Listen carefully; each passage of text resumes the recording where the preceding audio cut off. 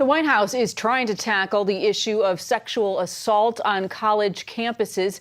This week, the administration released a 20-page report on the problem.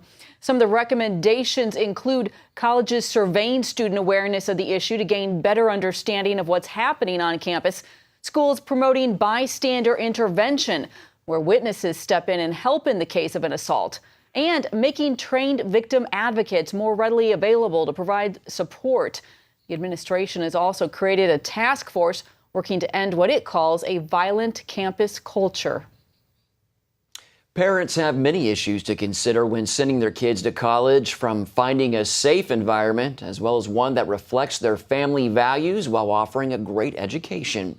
Joining us now with tips on how to make the best choice is John Zmirak, author of Choosing the Right College and editor of collegeguide.org. John, what tops the list of concerns for parents when helping their children select a college? Well, I think cost is certainly an important one. The average American college student graduates with $26,000 in student loan debt.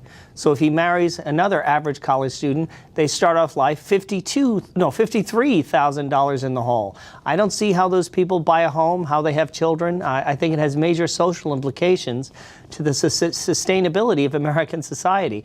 I think they also worry about the values that their students will develop. Will they lose the faith and the values that they grew up with? And the answer is very often they will. So I think these are serious concerns, and they're the kind of concerns we address in our guide. Well, like you said, many parents are concerned their kids are going off to college and getting indoctrinated with certain political views instead of getting that solid education. What's your advice in this area? I would say to look carefully at the school, look at its track record of academic freedom, look at how it treats religious believers and people with different political viewpoints, especially conservatives or libertarians. We try to cover that in the guide. We give each college we cover a red, yellow, or green light based on their track record on free speech and their treatment of religious organizations. And there are many schools where religious organizations are forced to admit people who admit not to believing in the religion, to be members and even officers of the organization. So you have Christian fellowships forced to admit Muslim and atheist and Buddhist members, and sometimes even let them be officers in the group, or they get thrown off of a secular campus because they're discriminating. That's not discrimination, that's freedom of association. Families definitely got to do their homework. Well, what are some strategies that people can use to make college more affordable? First of all, take a serious look at your local state university. They get a bad rap, and often they deserve it. A lot of the programs can be mediocre. Sometimes they can be party schools. They can have too much emphasis on athletics. But you can often find gold at those big schools in little pockets. Look for the honors program. Look for the honors dorm. Look and see if they have a program in Western civilization.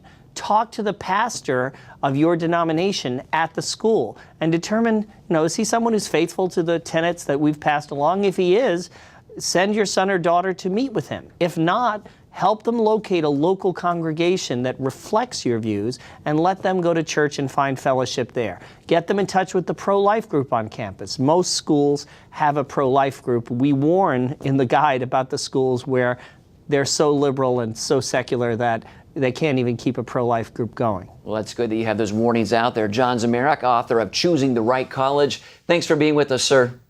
Thank you.